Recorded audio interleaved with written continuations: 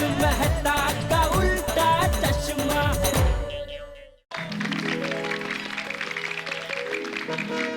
वाह वाह वाह, क्या प्यार है आप लोगों में। मालिक करे ऐसा प्यार हिंदुस्तान भर में, दुनिया भर में ऐसे लोग हों। आज तो सुबह से गजब पे गजब हो रहा है। धर्मेंद्र जी आ गए, तू अचानक बालकनी में से प्रकट हो गया। छोटे गेहूं के गोनी, सेब के बॉक्स, सब क्या है ये सब मांजरा?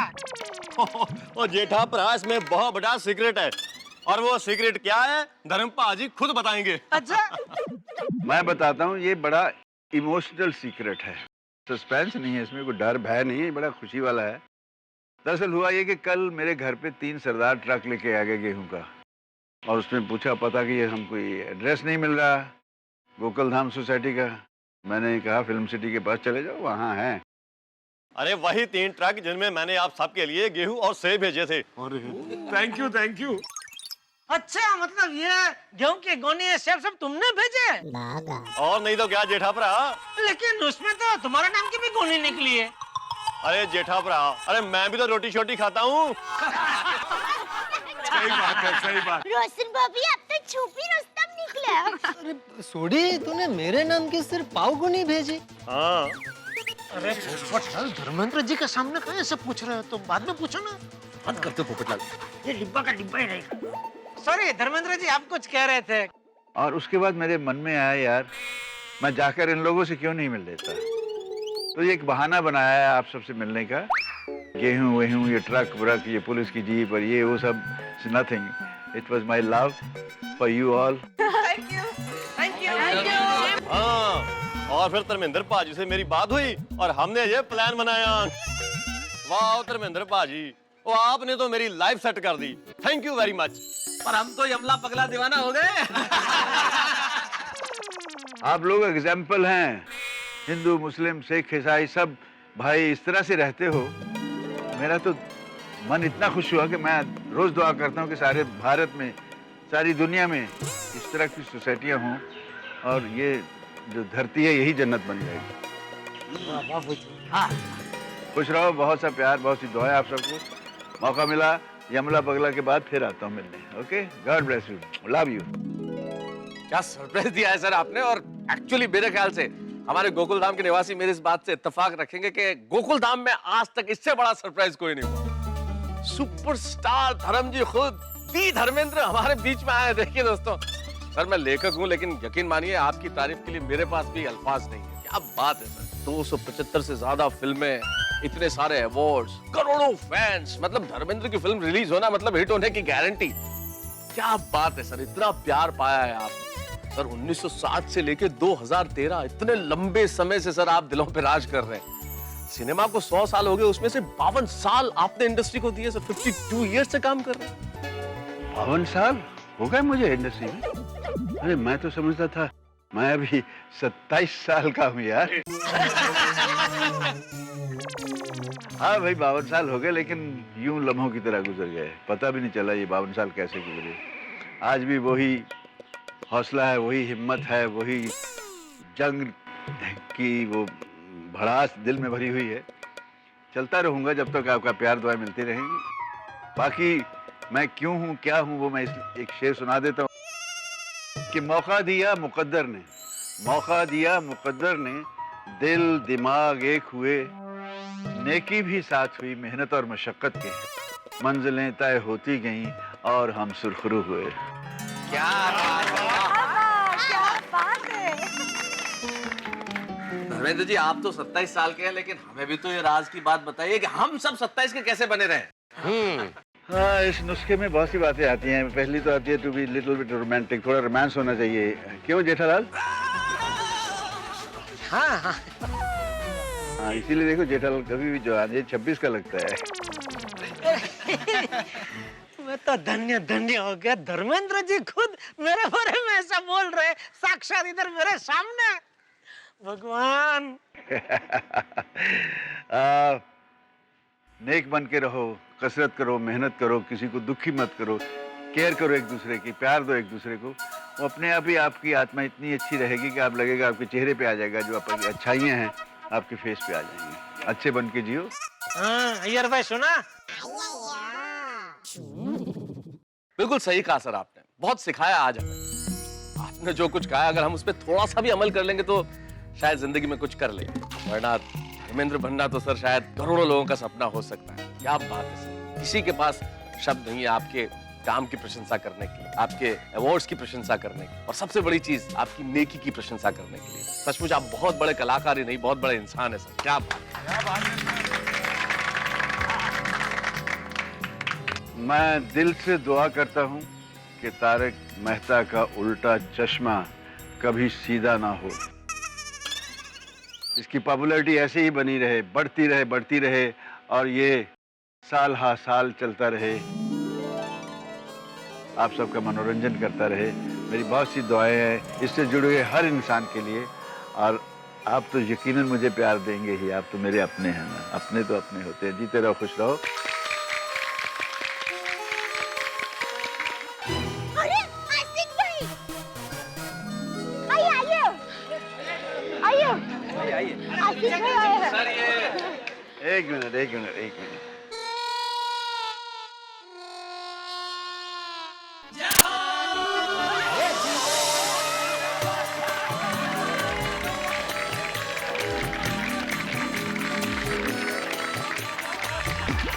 सर ये आसिफ कुमार मोदी है सर, तारक मेहता का उल्टा चश्मा के प्रोड्यूसर तो एक टेक्निकल वर्ड है सर, लेकिन ये स्वप्न दृष्टा है। इन्होंने ये सपना देखा कि ऐसी एक सोसाइटी होगी जिसमें ये सारे लोग होंगे, और इन्होंने इस सपने को टेलीविजन पे साकार किया सर। आसिफ कुमार मोदी जी आपका स्वागत करते हैं, हमारे प्रोड्यूसर। नहीं सर, ये मेरे साथ मेरी पूरी टीम है, मेरे राइटर है, डायरेक्टर्स है, और मेरी पूरी टीम जो लगातार मेहनत करती है। Oh my God. एकमात्र ध्येय एक ही है हमारा सबका, कि दर्शकों का मनोरंजन करना, क्योंकि दर्शकों का प्यार हमें बहुत मिलता है। और सर आप जैसी हस्ती हमारे शो पे आई और हमारी गोकुलधाम सोसाइटी की शान बढ़ाई, इसके लिए हम लोग बहुत गर्व महसूस करते हैं और मैं आपका सम्मान करता हूँ। थैंक यू, खुश रहो सारे, खुश रहो। Bye bye bye bye.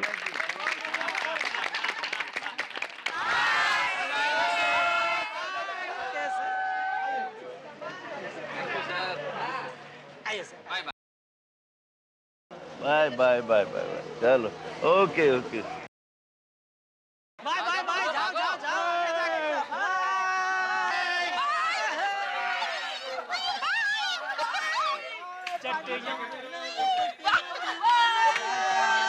Bye जाओ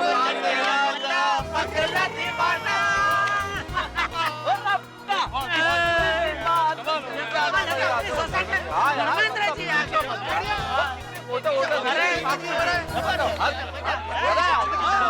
छोड़िए, क्या भैया, क्या है मतलब, कब कहाँ आई? अरे मेहता साहब,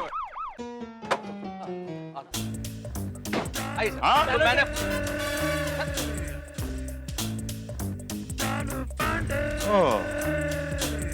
तो ये है लावारिस अनजान गेहूं की बोरियां।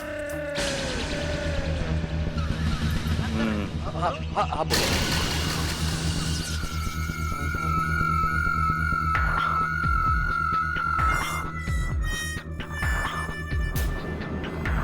Pandey ji, don't disturb, investigation चल रही है।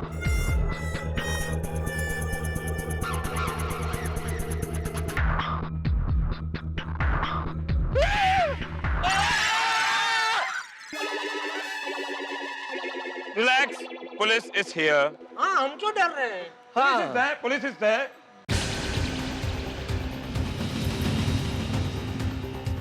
तुकाराम, सारी बोरियां जब्त कर लो। सर इन्हें क्यों जब्त कर रहे हैं सर? आप ही ने फोन करके कहा था ना कि गोकुल धाम में अनजान लावारिस गेहूं की बोरियां पड़ी हैं। जी, फोन मैंने ही किया था और मैं इन्हीं बोरियों के बारे में बात कर रहा था सर, लेकिन उस वक्त ये बोरियां लावारिस थी, अब ये लावारिस और अनजान नहीं है। हाँ अभी ये जान पहचान वाली हो गई है। Jethalal, you are under arrest. अरे मैं क्यों? पुलिस को गुमराह करने के जुर्म में तुम्हें अरेस्ट किया जाता है। मैंने पुलिस को क्या गुमराह किया? पहले कहा कि ये अनजान लावारिस गेहूं की बोरियां हैं, अब कहते हो जान पहचान वाली हो गई। ये गुमराह नहीं है। अरे लेकिन इसमें मैं बीच में कहाँ है? आपको फोन तो मेहता साहब ने किया था। हाँ पांडे साहब, फोन मैंने ही किया था, लेकिन आपको फोन करने के बाद इस लावारिस माल का वारिस मिल गया। हाँ सही बात है, लावारिस माल का वारिस मिल गया मतलब ये माल हमारा ही निकला पांडे जी। हाँ एकदम सही बोला। लावारिस माल वारिस हो गया। जब माल तुम्हारा ही था तो लावारिस कैसे हुआ? झूठ मत बोलो वरना। पांडे जी हम सच बोल रहे हैं।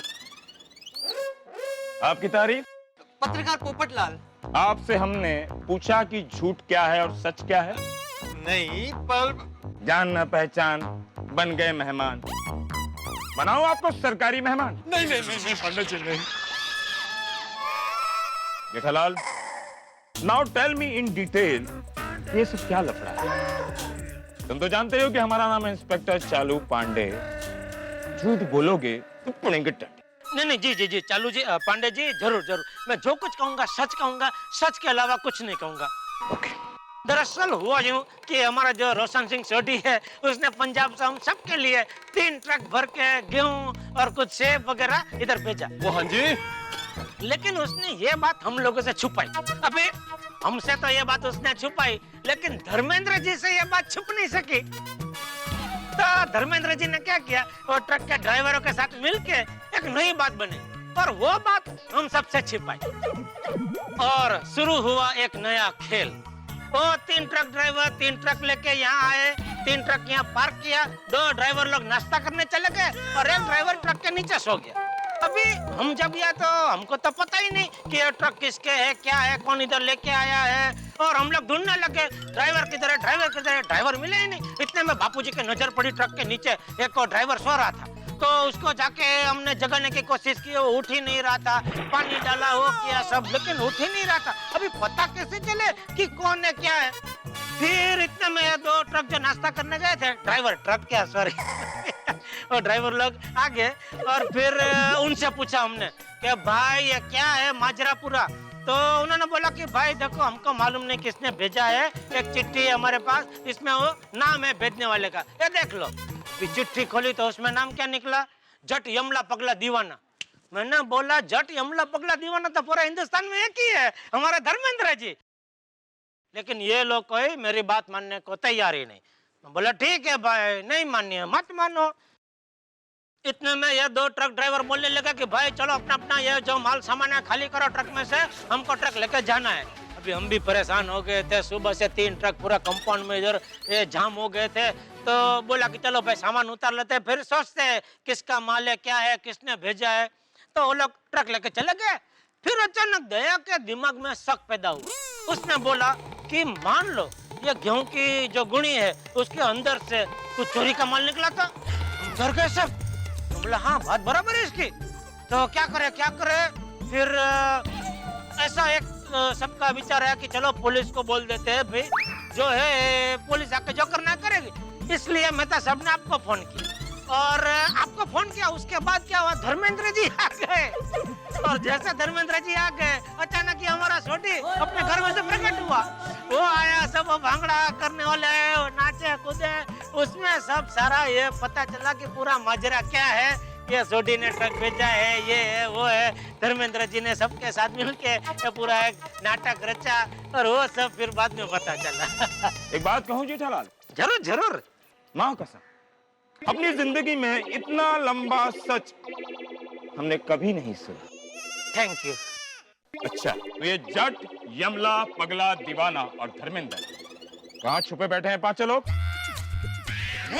नहीं सर, ये जट यमला पगला दीवाना और धर्मेंद्र जी 5 लोग नहीं है, सिर्फ एक धर्मेंद्र जी हैं जो आपके आने के कुछ देर पहले यहाँ से चले गए, अभी। मतलब आपने गुनहगार को भगा दिया। गुनहगार को भगाने का जुर्म में Jethalal, you are under arrest.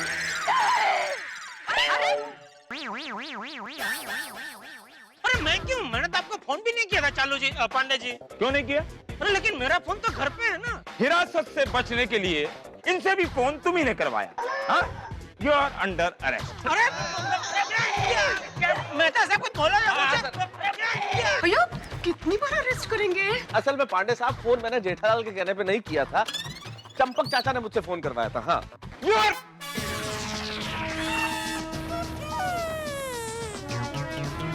You need some rest.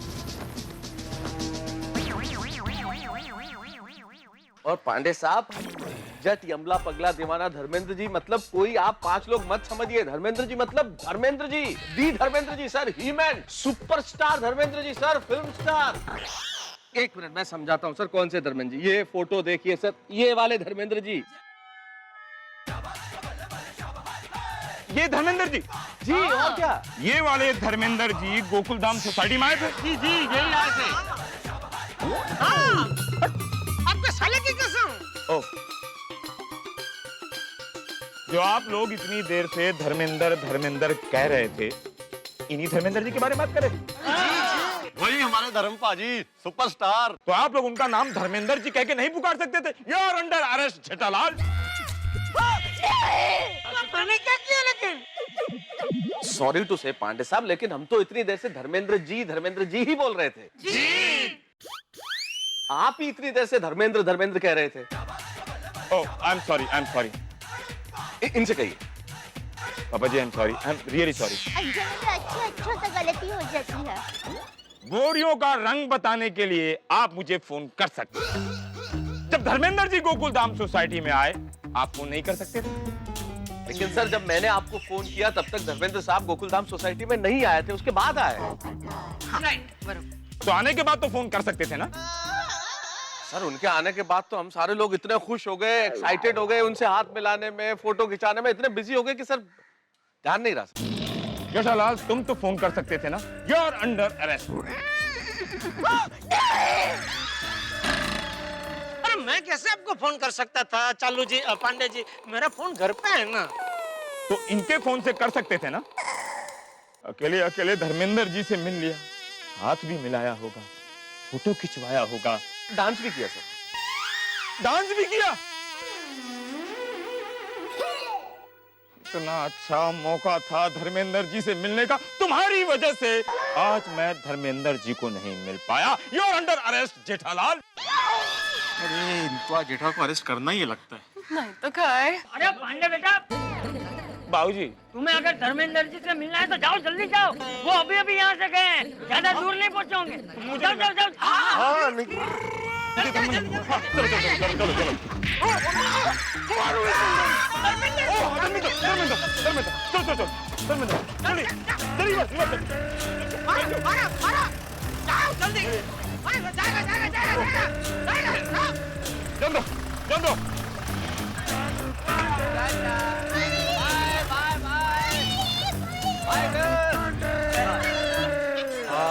सुटलो बाबा एकदा से।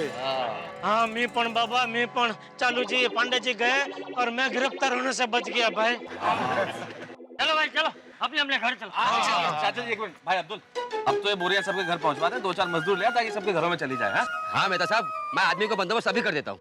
1 मिनट अब्दुल, मेरे वाली पाव गुनी मेरे घर रखवाने की जरूरत नहीं है, उसे भी सोडी के घर ही रखवा दे। ओ पप्पू, और तू तो ऐसे नाराज हो गया यार। और मेरे नाम की 2 गोलियां भी तेरे लिए ही है। और मैं तो मजाक कर रहा था यार। Thank you Sodhi, thank you. छोटी कभी सुधरेगा नहीं रोशन भाभी।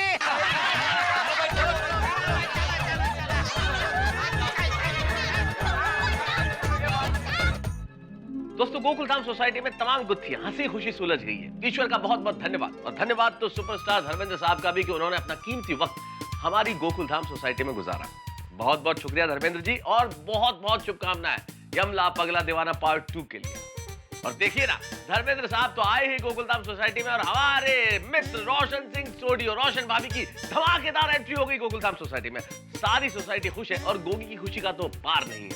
सचमुच हम मिडिल क्लास लोगों के लिए पड़ोसी जीवन का सबसे बड़ा सहारा होते हैं सर। हम अपने रिश्तेदारों से तो साल में 1 बार, 2 बार, 3 बार मिलते होंगे, लेकिन पड़ोसी से तो रोज मिलना होता है, और मिलना ही नहीं होता। हम अपना सुख दुख, अपना खाना सब कुछ शेयर करते हैं पड़ोसी के साथ। इसलिए जिंदगी में अच्छा पड़ोसी होना खुदा की नेमत है। और अब देखिए ना, रोशन सिंह सोडी और रोशन भाभी हमारे गोकुलधाम परिवार में, यानी कि आपके परिवार में शामिल हो गए। अरे भाई, गोकुलधाम का परिवार भी तो आप ही का परिवार है। तो सोचिए कि रोशन सिंह सोडी और रोशन भाभी इतने धमाकेदार हंगामेदार पड़ोसी है, तो कितना हंगामा होने वाला है। इन्हें अपना प्यार, स्नेह और आशीर्वाद देते रहिए, और देखते रहिए हमारे साथ तारक मेहता का उल्टा चश्मा।